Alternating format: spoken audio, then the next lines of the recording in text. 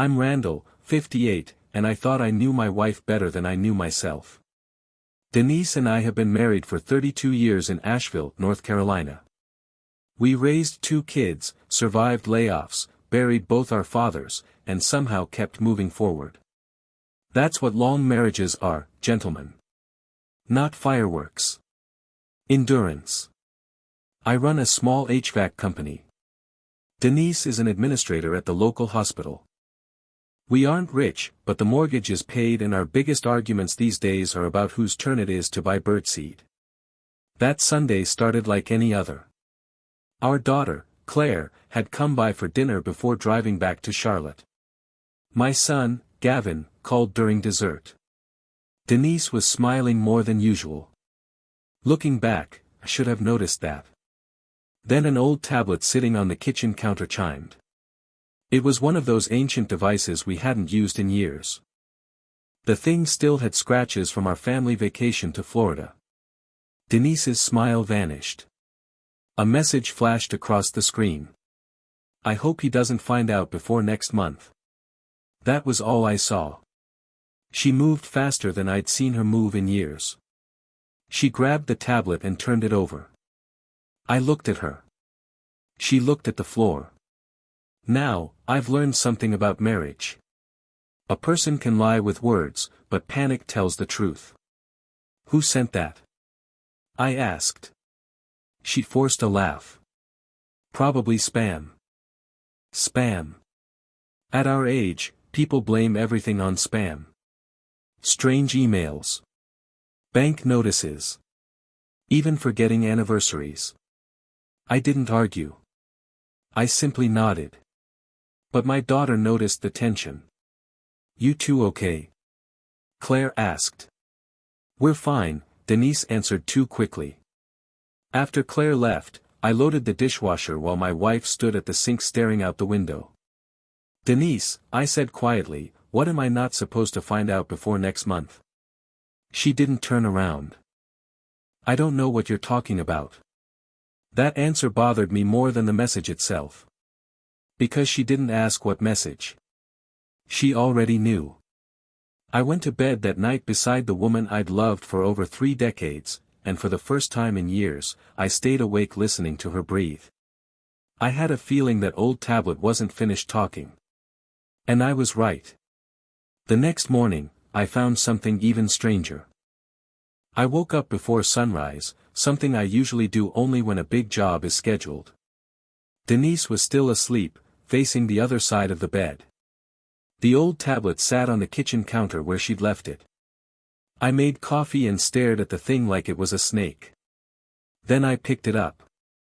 The battery was almost dead, but it still worked. The message notification had disappeared. I wasn't trying to invade my wife's privacy. At least that's what I told myself. But after 32 years of marriage, a message like that isn't just her business anymore. I opened the old email app. Most of the accounts had long been abandoned. Then I found one I didn't recognize. The inbox contained only 3 recent messages. No names. Just an email address made of random letters and numbers. The first message said, everything is almost ready. The second said, make sure he doesn't see the paperwork. The third was the one from dinner. I hope he doesn't find out before next month. Paperwork. Now my mind started doing what every husband's mind would do. Secret debt. Selling the house. Some kind of medical issue. Or something worse. I heard footsteps and locked the screen. Denise walked into the kitchen wearing her robe. She froze when she saw the tablet in my hands. That's when I knew this wasn't spam. You've been up early, she said. I could say the same about you. She didn't answer.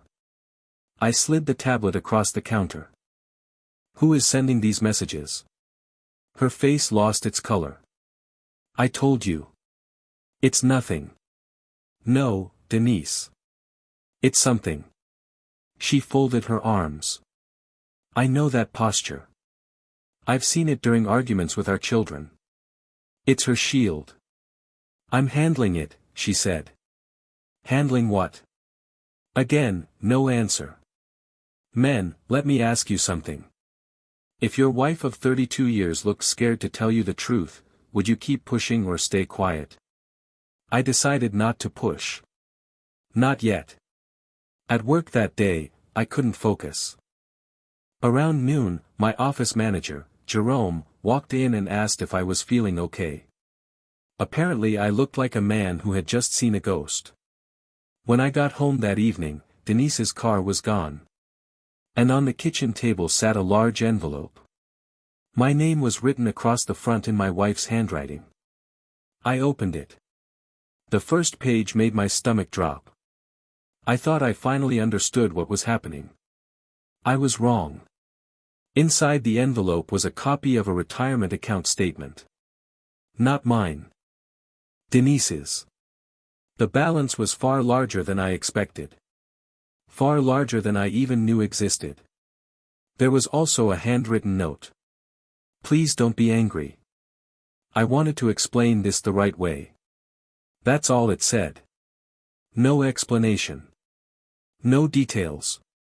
Just enough information to make a man's imagination run wild. I sat at the kitchen table for nearly an hour. Had she been hiding money from me? Planning to leave? Preparing for something she didn't want me involved in? 32 years of marriage can survive a lot of things. Secrets are harder. Then I noticed something else in the envelope. A brochure. A retirement community in Florida. I leaned back in my chair. Florida. Denise and I had joked about moving there someday, but only in the same way people joke about buying a beach house. It was never a plan. Now my chest felt tight. I called my son, Gavin. Can I ask you something? I said. Sure, Dad. Did your mother ever mention moving? There was a pause. No. Why? I looked at the brochure again. No reason. I hung up, but the conversation stayed with me. A few minutes later I heard the garage door. Denise walked inside carrying grocery bags. She saw the envelope immediately. Neither of us spoke. Finally, I said, "You planning to retire in Florida without telling me?" She closed her eyes. Not angry. Not surprised. Just tired. Randall, please. Please what? Please let me explain. I stood up. Then explain. Instead, she sat at the table and stared at her hands. That silence was becoming a habit. I found secret emails, hidden paperwork, and money I didn't know existed, I said calmly. You can understand why I have questions. Tears appeared in her eyes. That shook me more than the documents. Denise isn't a crier. I never wanted this to happen like this, she whispered. Then how was it supposed to happen? She looked up at me. Next month. There it was again. Next month. I pulled out a chair and sat across from her. I'm not yelling. I'm not leaving. But I'm not living in confusion either. She nodded slowly. Then she said something I never expected. This started because I was afraid of getting old. I thought I had finally reached the truth. I hadn't. Because the next sentence out of her mouth changed everything. I've been planning your retirement party. I just stared at her. Of all the things I expected to hear, that wasn't even on the list. She gave a nervous laugh and wiped her eyes. I know how ridiculous this looks. You're telling me secret emails and hidden money are about a party? Not just a party. She took a deep breath. Then the whole story started coming out. The strange email account belonged to her friend Monica from the hospital. They created it months ago because they were afraid I'd accidentally see messages on our regular accounts. The paperwork I wasn't supposed to find was for a surprise celebration next month, the month I planned to step back from running my company. The retirement community brochure. That came from Denise requesting information because she thought I might finally want the warm weather life I'd talked about years ago. I listened carefully. Parts of it made sense. But not all of it. What about the money? I asked. She lowered her head. That was when the real confession began. The retirement account wasn't new. She'd been putting money into it for years. Little by little. Bonuses. Tax refunds. Extra shifts. Why didn't I know about it? Her eyes filled again. Because I was scared. Scared of what? She looked directly at me. That you wouldn't know who you are after retirement. I didn't say a word. She kept going. You've worked since you were 17. Every decision you've made has been for this family.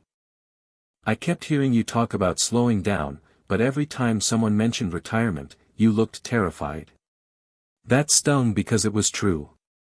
I thought if we had extra savings and a plan, you'd feel safe enough to finally rest. I sat back in my chair. The hidden truth wasn't betrayal. It was fear. Her fear. My fear. All wrapped together in terrible communication. Then she said something that hit me right in the chest. I've been afraid you'll wake up one day and realize you don't need me anymore if you're not busy working.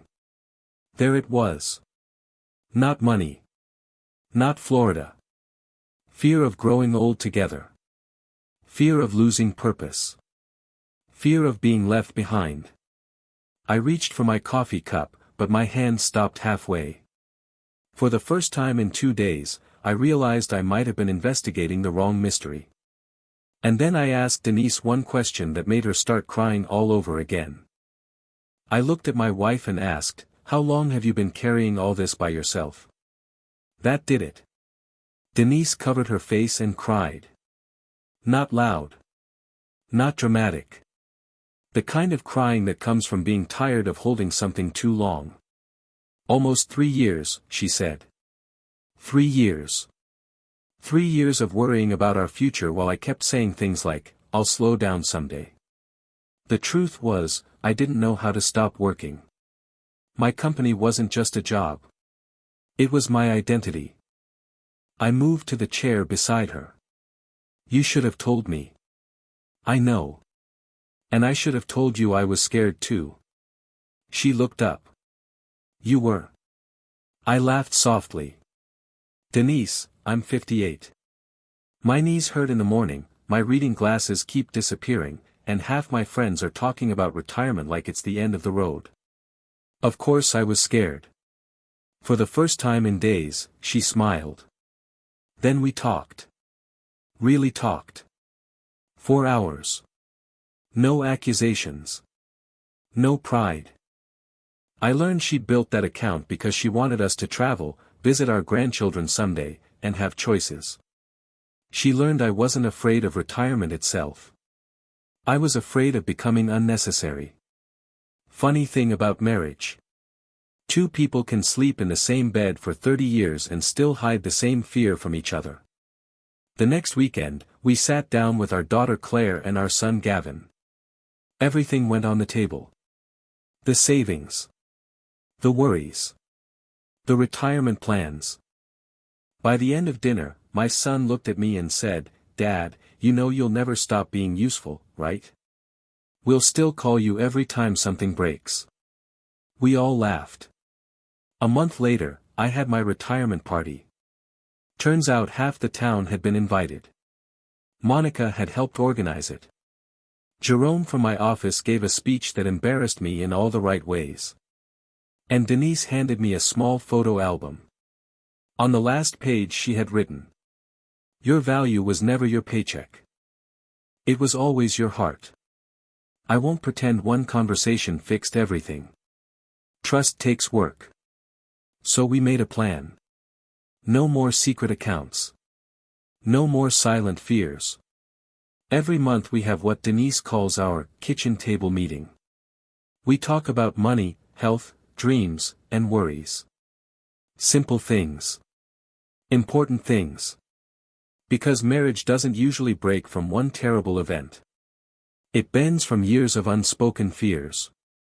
And sometimes the strongest thing a man can do isn't walking away.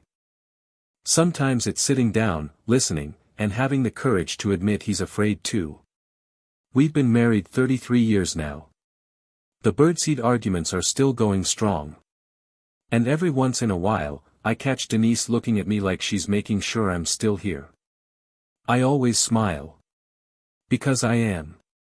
And I plan to stay. What if the secret threatening a marriage isn't betrayal at all, but two people silently fearing the same future? One old tablet nearly tore us apart, but one honest conversation made our family stronger than ever.